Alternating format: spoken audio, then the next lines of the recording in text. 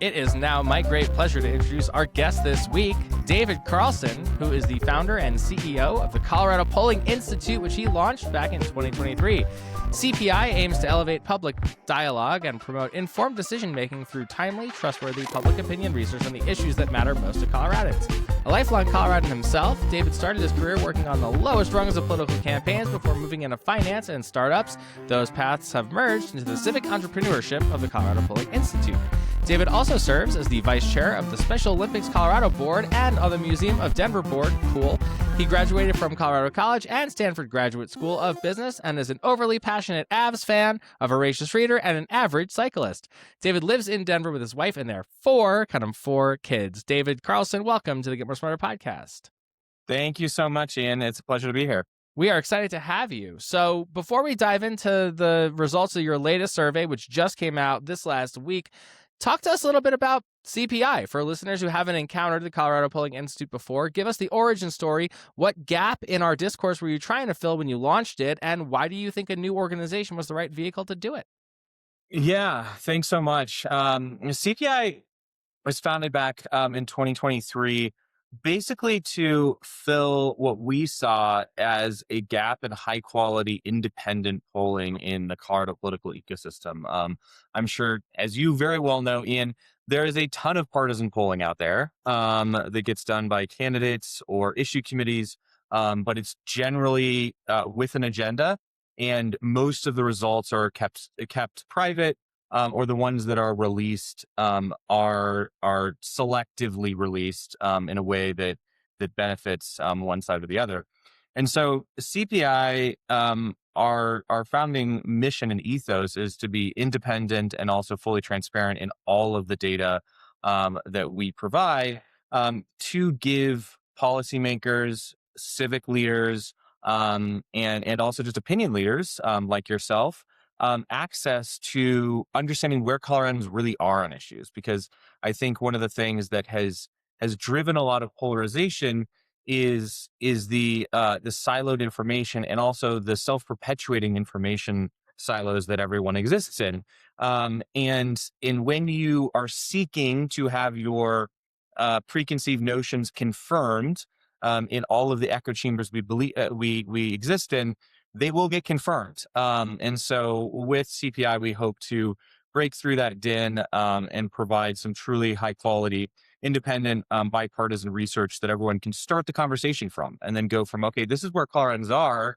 Let's talk about where we'd like them to be, or where this matches where I am, or where we'd like to go, rather than making false assumptions that I think gets us into a lot of problems and frankly perpetuates the hyperpartisanship we see. I think about this all the time. I mean, and we talk about this in the show, if you want to go and confirm your biases, like you said, there's plenty of resources out there that you can do that with. You can take, and it seems like there's even polling as a Rorschach test these days. But I want to dig into the approach you mentioned, because you do have a bipartisan polling team. You have New Bridge Strategy, which is led by Lori Weigel, a well-regarded sort of normie Republican. I don't know if she would accept that label, but I will offer it. Yeah. And Kevin Ingham and Alex Dunn through Aspect Strategic, who we have worked with on a bunch of projects over the years. And Kevin is well regarded as one of the best Democratic pollsters working in Colorado these days. We've actually had him on the show to talk about previous CPI research as well. Why did you decide to do a bipartisan team for this project?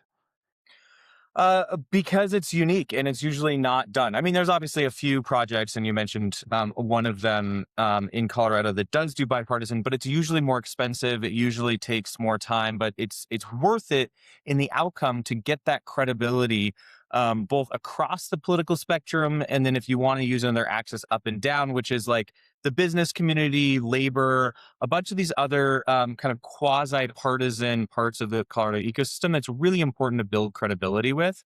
And I think the only way you can do that with authenticity is do it in a bipartisan way.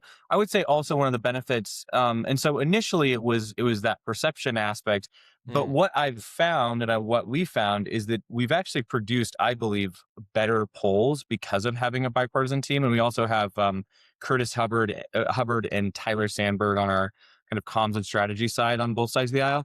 And so we because there is that bipartisan conversation in beating up the survey and the strategy and the types of questions we're asking, I think we actually produce better results because of it too.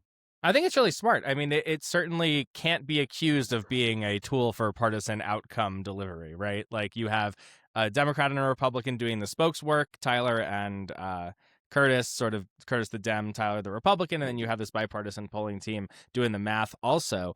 Before we go into the results, I'm wondering if you have one like surprising finding that is top of mind from this most recent poll that you'd like to share with listeners.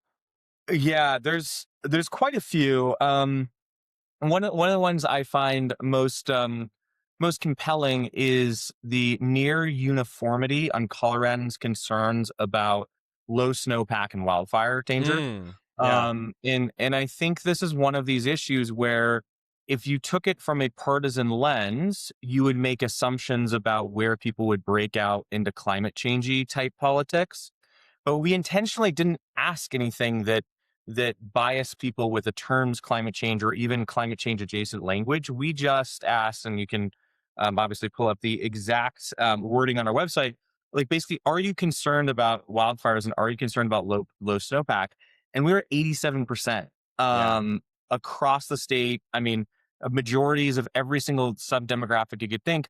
And as I think Tyler jokes, like you can't even get 87% of Coloradans to agree that gravity exists, Or right? the earth is round, right? Yeah, the earth is round. And so the fact that you see that level of concern about the state of our current environment, localized to the water conditions in Colorado, I think is something that policymakers should pay attention to, and also has a potential, I think, for some bipartisan solutions, both at the federal and state level. Yeah, here's hoping. I mean, I'm one of those who, if asked this question, would have responded with whatever the most blazingly concerned response would have been. So right now for viewers, and if you're listening to this, you might want to go check out the YouTube channel or the Substack, because this is definitely a more of a visual experience version of our podcast. I know we have a lot of listeners, but this one, we're actually going to put some slides up on the screen here. We're going to walk through this like a polling deck. So viewers can now see key findings from a statewide survey of Colorado voters, March 2026. I'll blow through the methodology just in case we have any like math nerds here. 613 likely 2026 voters in Colorado surveyed from March 20th through the 25th of this year. So this is fresh, right off the press, about 10 days old as of this recording. Interviews conducted online. Released, yes, or 2 days ago. So it took us a bit to analyze it. So it's very fresh on the release. That's right. We're recording this on Friday the 10th, and hopefully this video will be out on Monday. That's what we're aiming for here. Interviews were conducted online, distributed proportionally throughout the state. Quotas were set for key demographic subgroups, gender and age. The margin is plus or minus 3.96, which is pretty standard, 4% margin of error, and it goes up from there for subgroups, of course. And trend data from past surveys, this is one of the things I'm really excited to talk to you about, is included here too. Gender split fairly even, parent status, age, education, ethnicity, and party. What some voters might, or some viewers might key in on, is that 47% independent, but that's reflective of the Colorado electorate at the moment, isn't it? Yeah, it is. And again, we always use likely voter models, Ian. So this is 2026 likely voters. I think technically the registration numbers are even higher for right. I think they've crossed over to 52% at this point or something like that. Yeah, it's exactly. Pretty wild. And I guess, can you explain, like, and if this is a question for Kevin, we can bug him about it offline, but how do you determine who's a likely voter? Do you ask them, are you likely to vote? Or do you have some kind of model that targets voters based on that? Yeah, it's self-reported, and then we sometimes cross-reference existing voter files to do it too, but that's less certain. And you can get his exact response, but it's self-reported likely voter. That makes sense. That's how most of the pros do it. So the first section is sort of views of Colorado. I'll read the first slide. Coloradans continue to be split in their perception of how things are going in the state. Viewers can see there's a trend line here. They asked the same question from November 2023 at various points to March 2026. What's your comment on this? In November of 2023, you had 50% of Coloradans saying we're in the wrong direction, 43% saying we're headed in the right track. Only 9% of those Coloradans, however, said definitely. Sorry, I have that backwards. Right direction, 50%, 43% said wrong track, with an intensity of 9% definitely right track and 23% definitely wrong track. Bring that up to today. I mean, go ahead and read those numbers and tell us what you think about it. Yeah, 47, 46. So more pessimistic overall, obviously. And I think we'll see some of this pessimism persist as we go on through the slide deck about where the direction of the state is for Colorado voters. So it's about 3 points less optimistic, about 3 points more pessimistic than it was in November of 2023. So a pretty clear trend line. But in the next slide is partisanship is a strong factor in how voters view the direction of the state. What do you make of this? Yeah, I mean, this is also this is reflected nationally too, where partisanship has a high degree of determination on how you view things in the future, and so here we tend to think that things are going better in the state among Democrats who assume that the state is under Democratic control, Right. and whereas as Republicans that we surveyed, in general, tend to have more pessimistic views of where the state is going simply by state leadership that's in control. The interesting thing too, and we'll be curious if this ever flips in Colorado, is it usually it inverts when when your parties switch teams. So when somebody else is in control, you get more pessimistic about where you think your state or your country is going. And it almost happens overnight, right? I mean, I remember at the end of 2024, the second the election was over, all of a sudden Democrats are saying we're heading in the wrong direction, and Republicans are saying everything's great. It's fascinating to me, though, that these numbers are so consistent. I mean, it's minus 47 for Republicans, it's plus 50 for Democrats. So 72% of Republicans say we're on the wrong track, 71% of Democrats say we're on the right track. That does indicate that voters know who's in charge here. Like, at a minimum, from a civics perspective, like, voters are aware that the Democrats are in charge of Colorado, which is why 71% of Democrats say we're doing great and 72% of Republicans say we're not.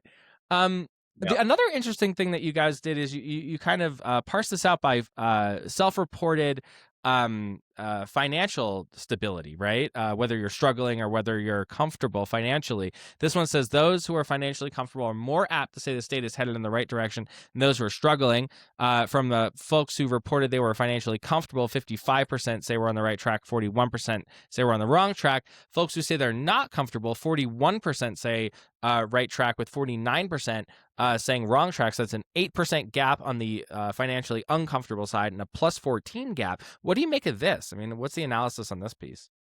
Yeah, it's always been interesting, especially in this project that we've been doing with CPI. Now it's our ninth total poll and sixth statewide poll. Right. When you overlay personal finances on these responses, and this happens to be on basically comfortability. We've also done it on kind of rent versus own, which is a decent proxy, or just on income levels. You see a lot of just divergence that I think is really important. I think for the political class to understand how different somebody's views or Coloradans' views are depending upon their level of comfort with their own finances. And we'll actually get to dive into that exactly where the strains and stresses are on Coloradans, but not just in this response, but I think in general, it's important to remember how important that is politically for implications in people's feelings about both the direction of the state and then also their political views. I personally see this as a bit of a warning sign for progressives. I mean, we've been in charge of the state here for almost 10 years, right? Since the 2018 elections, Democrats have had an uninterrupted trifecta in state government, controlling the state house, the state senate, and the governor's office. And the claim is, and it's something I earnestly believe, that Democrats and progressives fight for people with lower incomes and fight for people who are struggling to get ahead. Well, there's a little bit of a problem in the data here because the people who are struggling to get ahead are not happy with the direction of the state, at least like 8% difference between those who say they are and those who say they aren't, where the very well off think things are going great. So I think this is something that progressives should really listen to and pay attention to, because the folks that we claim and they claim that they stand for and represent are not really feeling the love right now. They're saying things are off on the wrong track. Next slide here is what I think you were just talking about, where those stressors really are. Why don't you run down, the question was, in your opinion, what are the most important issues for Colorado state government to address? Yeah, and this is one of our favorite questions because this is open-ended. So respondents can give us anything that they view. So this is, I think, in general, the most accurate representation of where the beat of the state or city is. And right now it's really cost of living and affordability, lack of housing. If you combine those two, it's 16% and overwhelming the plurality here. You also see taxes, immigration, and homelessness and crime and public safety leading at the top. I think those are notable because the top three, you could argue, are all affordability Right, concerns. and if you add those up, it's 23%. So it's a strong plurality. Cost of living is at 9, housing affordability or lack of housing is at 7, taxes are at 7. Those are all costs, right? Yeah, exactly. And we have some cost data later in the deck that we'll get to, but I think that's important. I think it's also just notable that nothing that are the hottest button political issues that might get discussed in either the Wall Street Journal kind of op-eds or the New York Times ones come up here for Colorado voters. Colorado voters are really focused on what's happening in their daily lives, and that's can they afford to live here, and can they afford for their kids to live here. And so I think I'm always reminded that whatever happens to be going on in the chattering classes of politics, either at a national or local level, that's usually not what most voters are actually concerned about. And this is what they're actually concerned about. Right. Another thing for leaders in the state to pay close attention to. The next slide, the question was, now in your opinion, what are the most important? Oh, it's the same question, but now there's a trend line. So talk a little bit about that. I mean, you see budget and state spending has a huge jump, and we'll get into some more budget concerns in a little bit throughout the deck. Cost of living is a little bit of an increase. In March of 2024, it was 5%. Now it's 9%. So that's almost double. Yeah. That's worth paying attention to. Taxes went from 8% to 7%. That's within the margin. That's basically the same concern.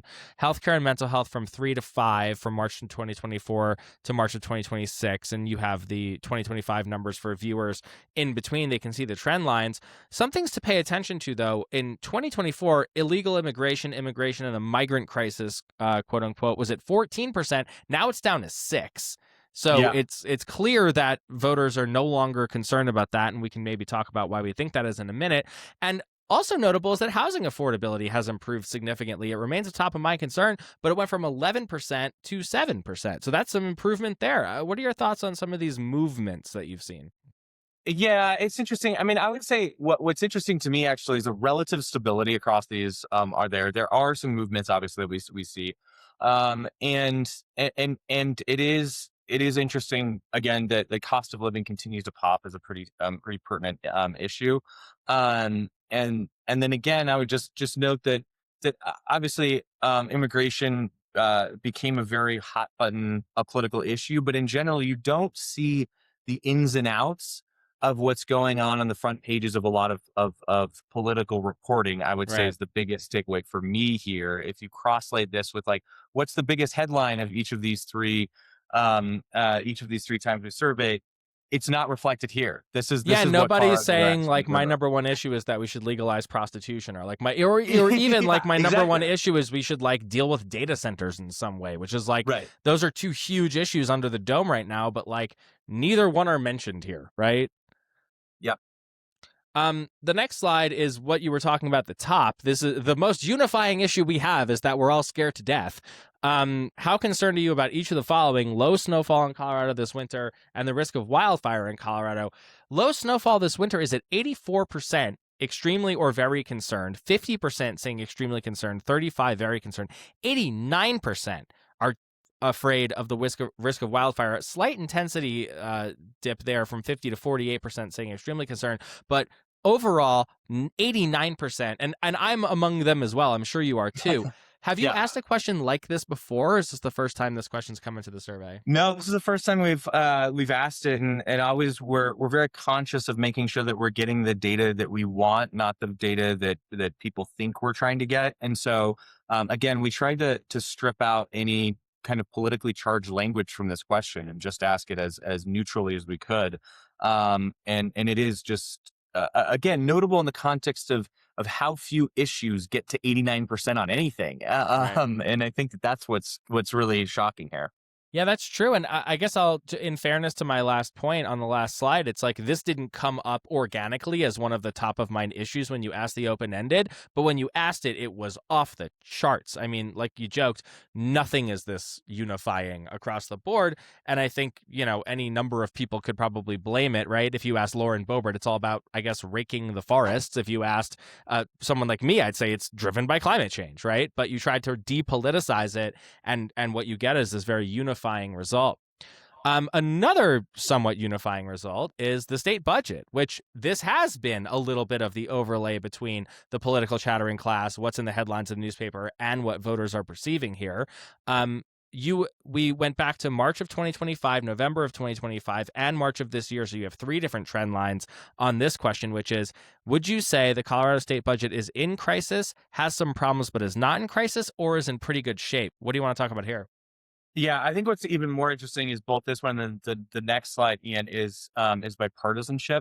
And so we see an increase in crisis, but it's most among Republicans who view that the state is in crisis, which leads us to maybe suggest that Republican voters who are obviously out of power perceive that Democrats in power are potentially not managing the budget as it should be. I think that's notable too, because if you ask a lot of thoughtful, progressive leaders in the state, you would say, "Oh, there's a uniform assumption within Democratic voters that the budget's in a crisis," and I don't think that's necessarily true. I think it's more that the Republicans seem to be actually driving this concern about in crisis.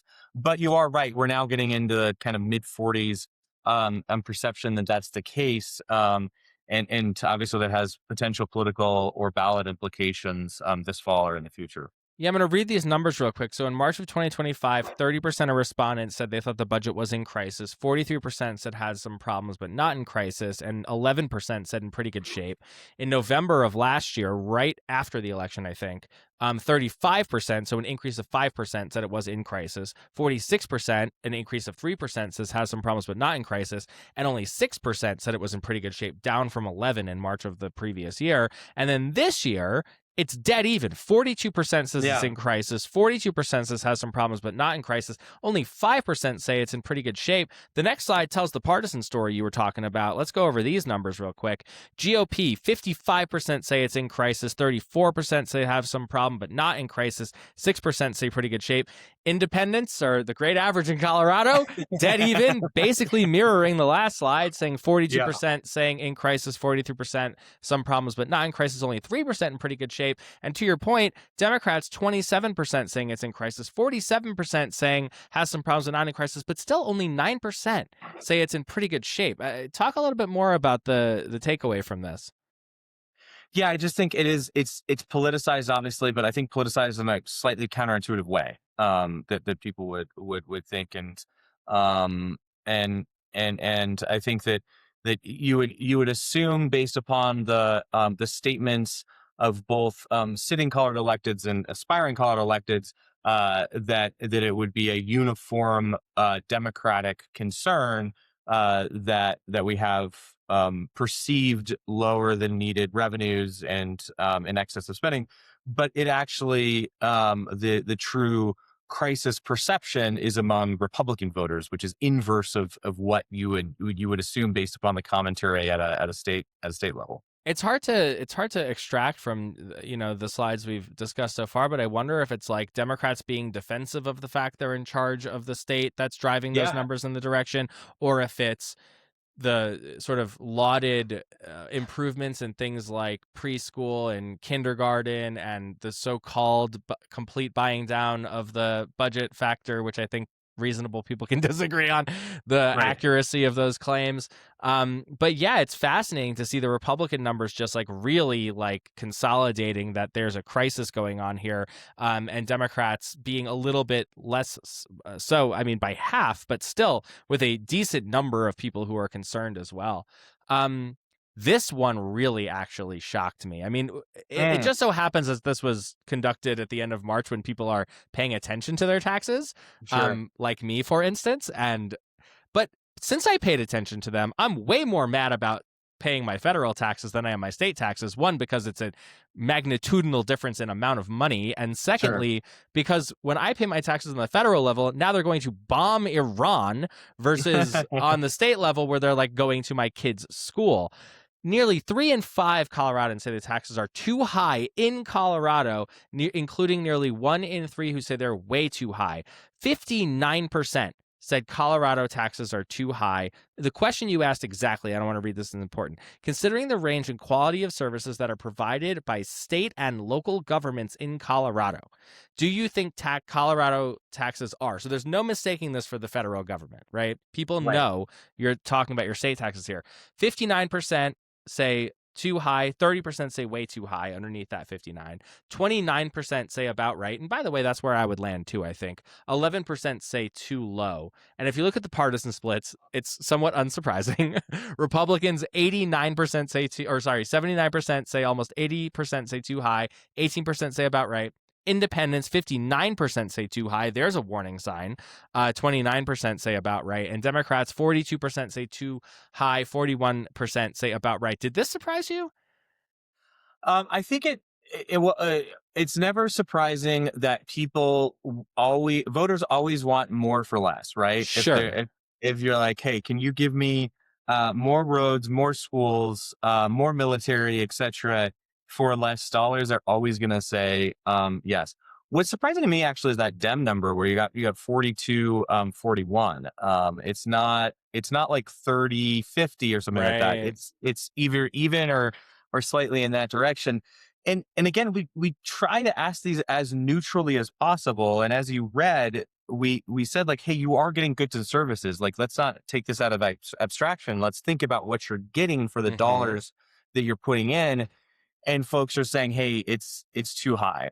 Now, this might also be in the context, and this is the first time we've asked this specific question in Colorado voters. We asked a very similar question of Denver voters a while ago, but I'm interested because this could also have some affordability implications as we talked about at the beginning of the podcast that we'll see later. So maybe there's a little bit of reflection of just everything is too high, including my taxes. But really important, I think, for everyone in the civic, social, political kind of governing class to understand this right now, because this is a clear majority of Coloradans, 59%, saying taxes are too high. So if you're going forward with either proposals for fiscal reform for taxes this fall or in the future, you need to understand where Coloradans are starting from before we've even had a political debate about it. Exactly. And, I do wonder if this has positive or negative implications for the sort of two larger fiscal reform conversations going on right now in the state. There's a potential referred measure coming out of the legislature that would, quote unquote, de-Bruce the state of Colorado. We don't need to get into the details of that here. There's another one that organizations like the Bell Policy Center, New Era Colorado, and a bunch of others are contemplating pursuing on the ballot, which would be a progressive income tax, which they're marketing as a tax cut for most people and a tax increase on just the very wealthy. But I do wonder if this current perception that Colorado tax is already way too high or too high, 60% saying too high, 30% saying way too high, will have an impact on that. And along those lines, TABOR as a thing remains, in my opinion, unfortunately popular in Colorado. You guys asked, please read the names of, you read the names of a few public figures and organizations, and one of them was TABOR, or the Taxpayer Bill of Rights. 62% of Coloradans rate that favorably, 34% very favorably, only 22% rate it unfavorably, with only 12% saying it's very unfavorable. I mean, I've got my thoughts on this. Where does this land for you with TABOR's like very striking popularity? It always has been, pretty consistently popular, whether or not that's what all of my friends on the left want or not. It is just popular, and we can kind of caveat this indefinitely, right? We can talk about, well, do people understand the nuanced part of the budget ratcheting and all the other parts of TABOR? And maybe they do, maybe they don't, but the headline, the fave unfave, here is 62%, and it matches pretty consistently with a very analogous question we asked about TABOR's impact on the state, whether it's positive or negative, and that came out in the mid 60s too. So it is just a very popular reform. And on the next slide, you'll see that it's popular even among Democrats. A plurality of Democrats have a favorable opinion of TABOR. Obviously, a clear majority of independents, and then unsurprisingly, 3 and 4 Republicans. But again, I think this is just good level setting and table setting for folks considering reforms in Colorado. Just need to understand where voters start from, including Democratic voters, before we talk about reforms. And this is, again, a reflection of where voters are, not where, leaders on the left would like them to be. There's a long list of other questions where the voters are and leaders on the right would like them to be somewhere else. But this is just a reflection of where we are. I think it's probably true, and I can't tell, and this might be cope, but I think it's probably true that at least the driving force behind the popularity is that most people know that TABOR means you get to vote on your taxes. To your point about the other complicating features of it, like most people probably don't know that or care more about the idea that they get a say in whether or not their taxes go up or down. And a refund too.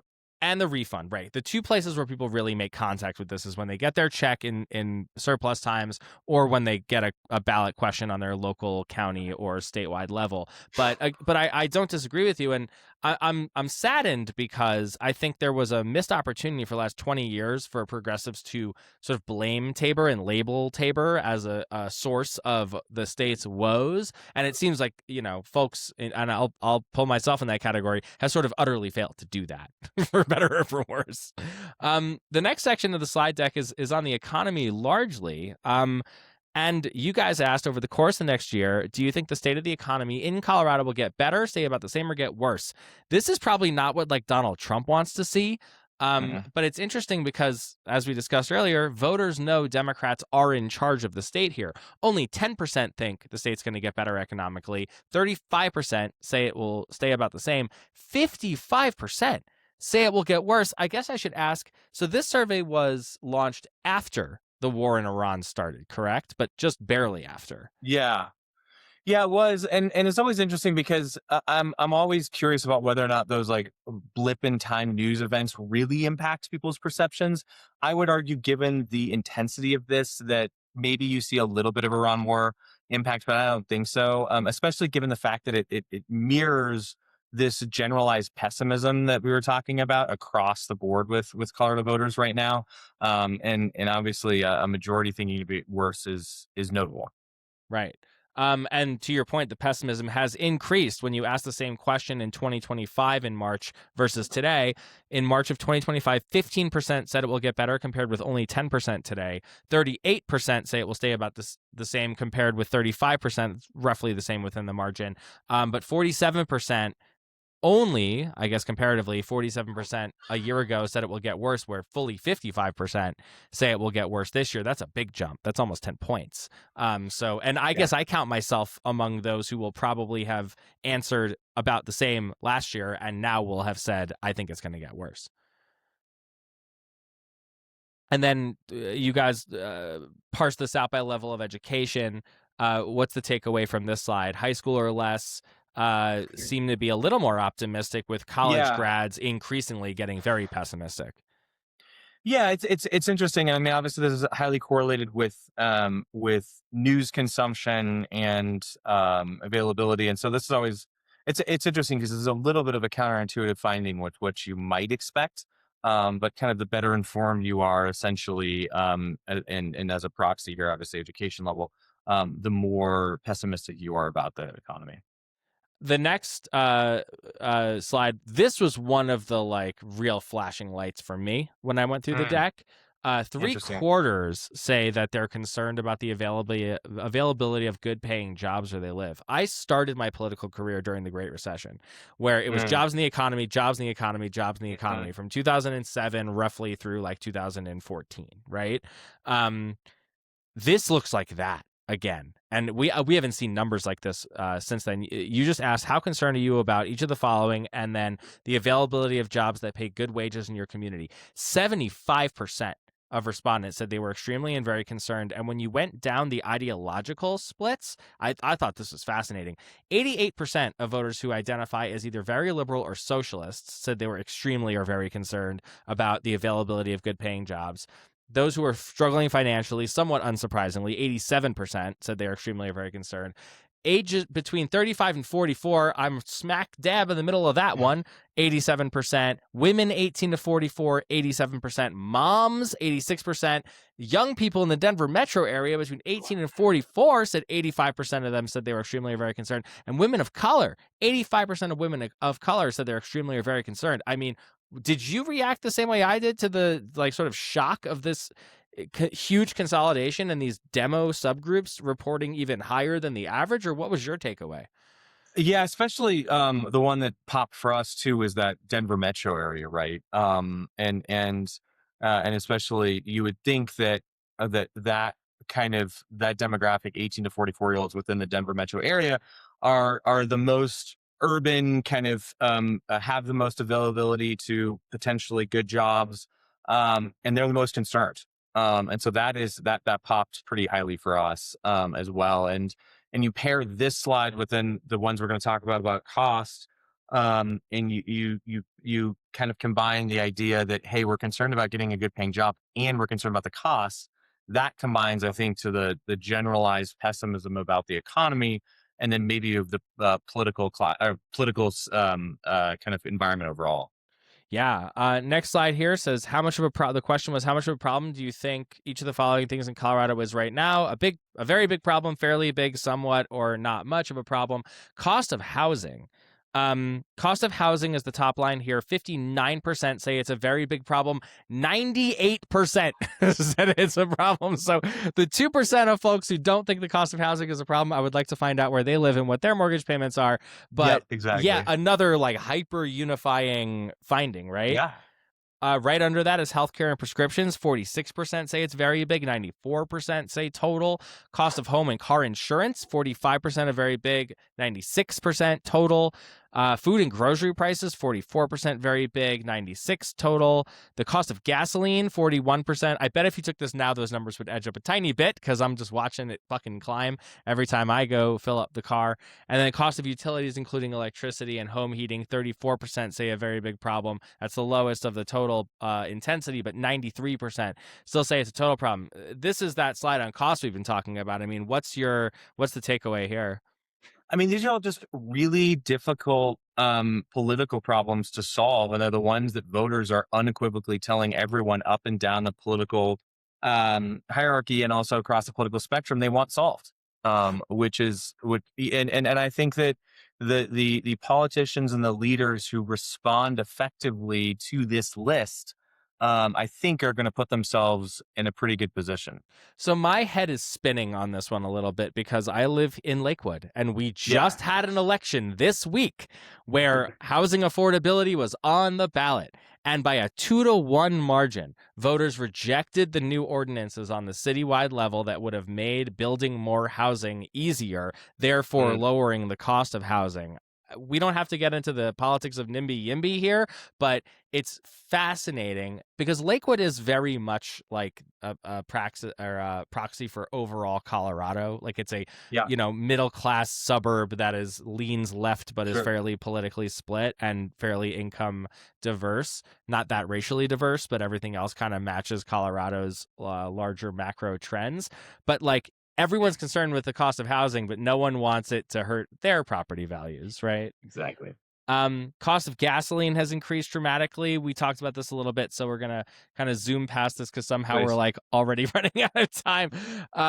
Healthcare costs are a problem. 2/3. This is an interesting counterintuitive finding too, right? While most say healthcare costs are a problem, 2/3 view the healthcare system as meeting their own needs. Only 2 in 5 feel it meets most Coloradans' needs. This reminds me of questions we used to ask back in the mid-aughts where it was like, how do you think the education system is doing? And everyone say it's Yeah, terrible. And it's how is your school doing? My school's great. Do you think the same phenomenon is going on here, or what's the takeaway from exactly. this? Yeah. Yeah, and to Lori and Kevin's credit, they'd seen this trend before in healthcare, and we're curious if it persisted even in today's environment, and it does.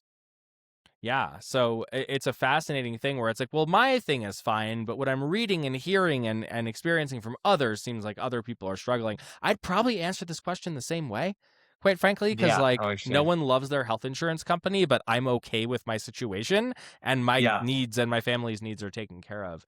Lucky for us. Those with government insurance are most likely to say the system is meeting their needs, though a significantly smaller share say the system is meeting the needs of most Coloradans in general. 66% of respondents with private insurance said it's meeting their needs versus 40 that say it's not, whereas 73%, and I guess this is probably if you're on Medicare or Medicaid, right? That's like the mhm, yeah, 73% said they're very satisfied or meeting their needs, I should say, and only 46% said no. So that's interesting. Now, this is probably the last section that we'll actually have time for. So we're going to run right. through it, and then we're going to ask everybody to go to your website, which is copollinginstitute.org. so all the slides, all the press releases, all the top lines are up there for your transparent consumption and analysis. And send us emails if you agree or disagree or find other things that are fascinating.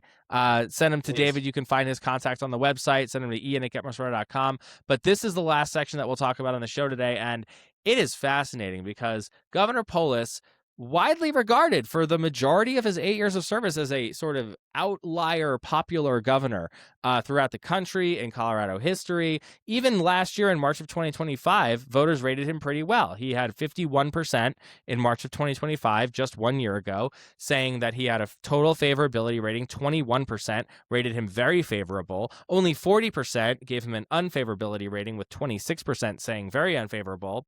You guys went right after the election last year, and all of a sudden he's dead even, which is I've never seen that before. Polis not net positive was a new experience for me. 45% said he was favorable, 19 very favorable under the surface there. 46% rated him as unfavorable, with 33% very unfavorable. So that's a 6-point jump. Not that catastrophic, but if you look at this year, just 1 year ago, he was at 51-40. Now he's at 44-48, which us in the business refer to as underwater. What do you make of that? Are people just cranky with everyone in office, or has the governor done something to earn this ire, do you think? I mean, a little bit of both.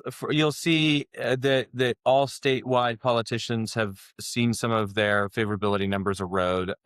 Just generalized frustration, which is pretty, I do think, correlated, if not directly causal, to concerns about the economy and the political environment that we've already discussed ad nauseum.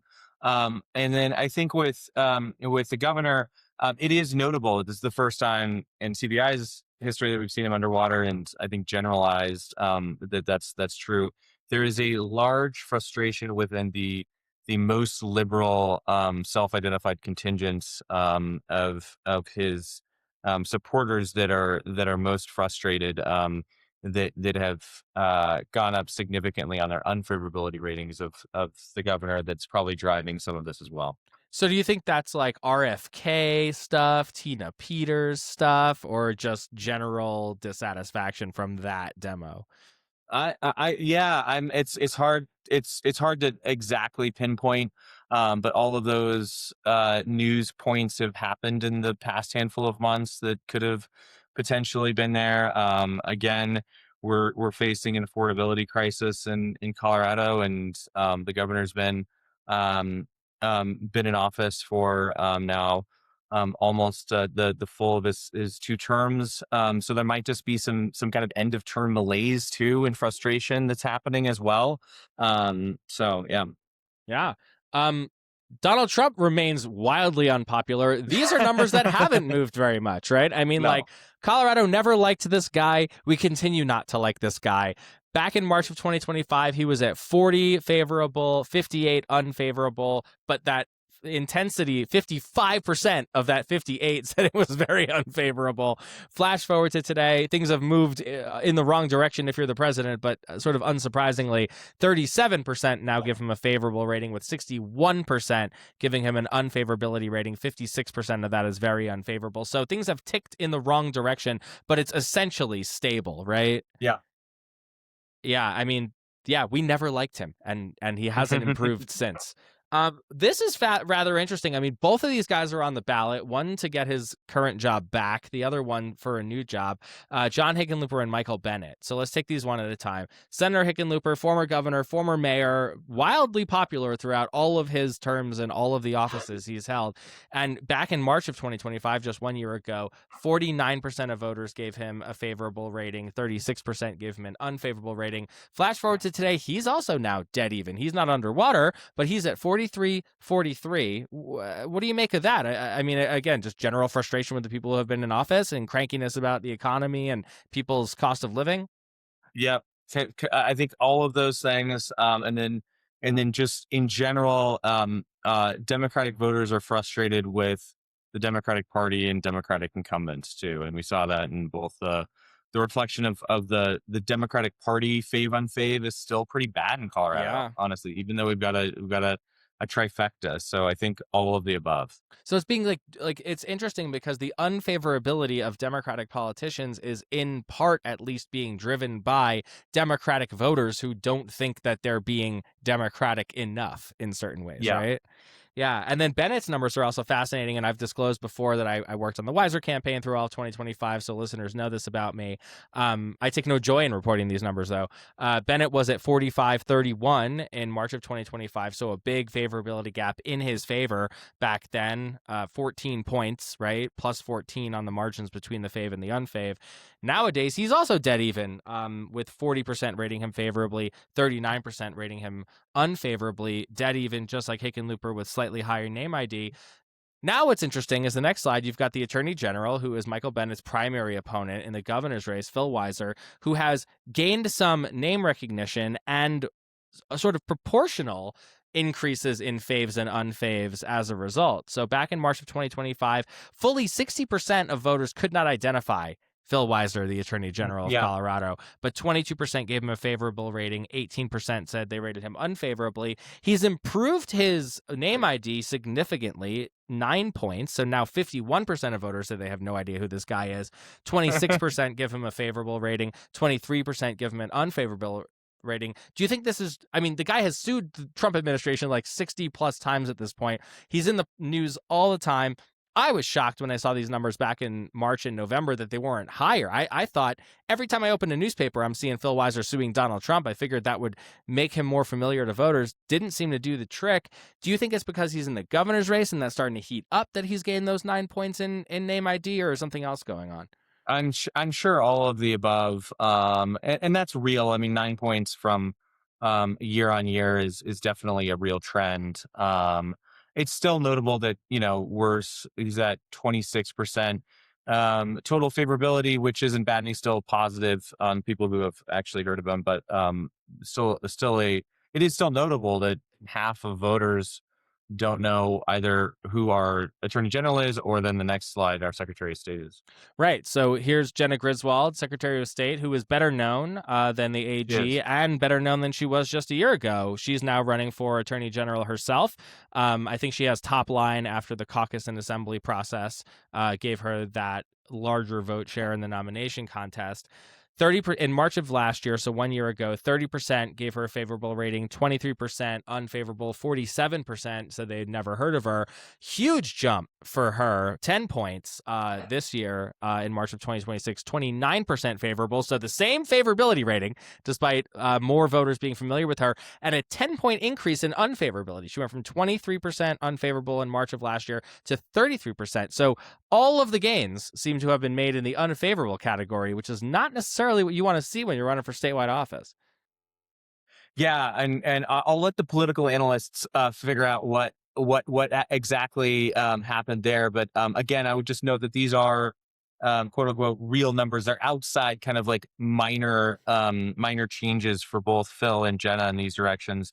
And so these are, I would say, notable changes. And unlike the previous two slides, that was everybody, including Republican voters, right? So that's where a lot of that negativity is probably getting driven from.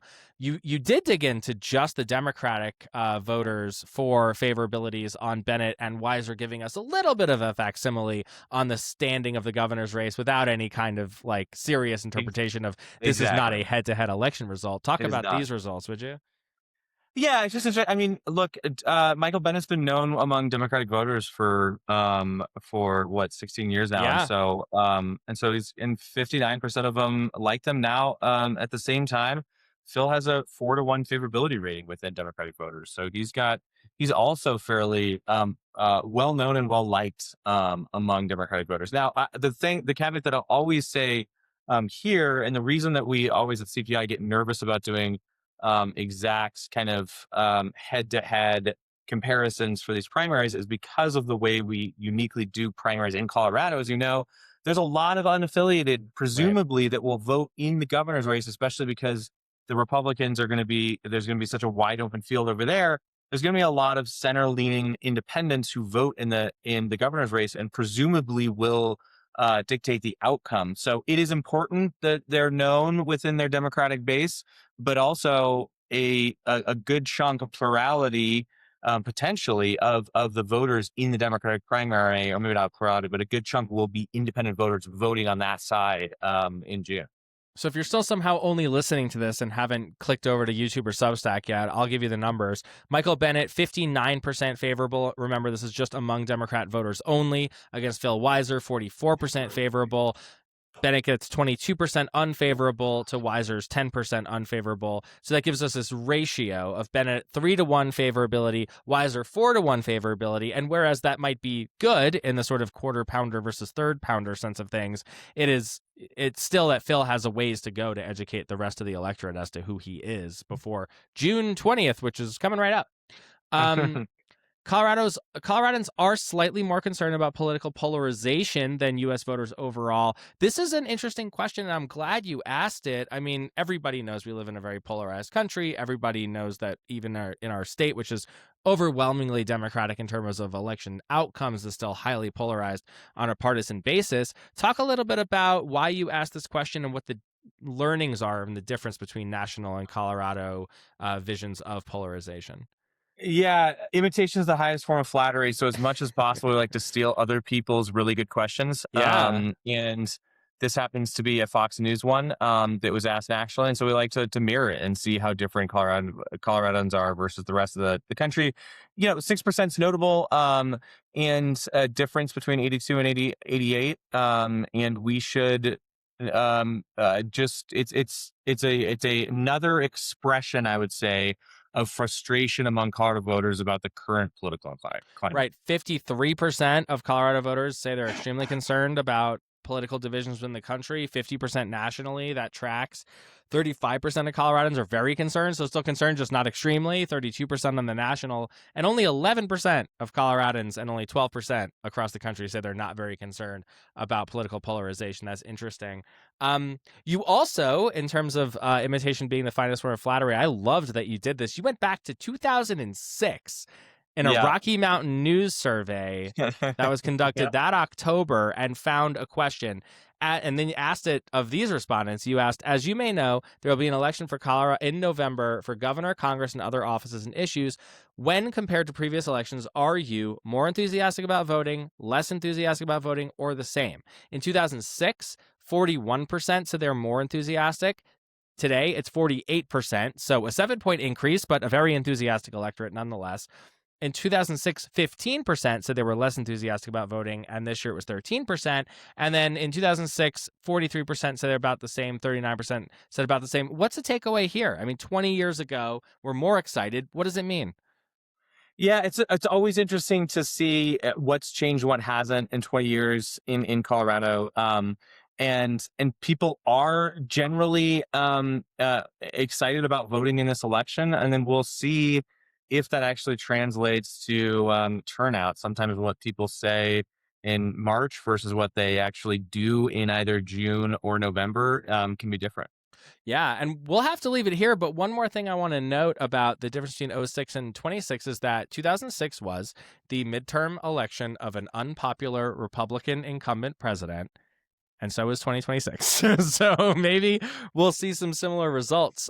David Carlson of the Colorado Polling Institute, if people want to follow you online, do you have like personal social media stuff, or do you just kind of leave it all to the org? I don't, unless people want to follow me on Strava. But otherwise, okay, yeah, big runner. So you can get jealous of David's mile splits on Strava. But otherwise, go to copollinginstitute.org, download the whole deck, yell about it with your friends and relatives, and just thank you so much for coming on the Get More Smarter podcast for what was a pretty impromptu interview, but I thought a really interesting one for mostly our viewers. If you're still listening to this, you're either asleep or you have some kind of amazing ability to translate lots of numbers into things that you can, put through your brain. So David, thank you so much for coming on the show. Thank you very much, Ian. Really appreciate it.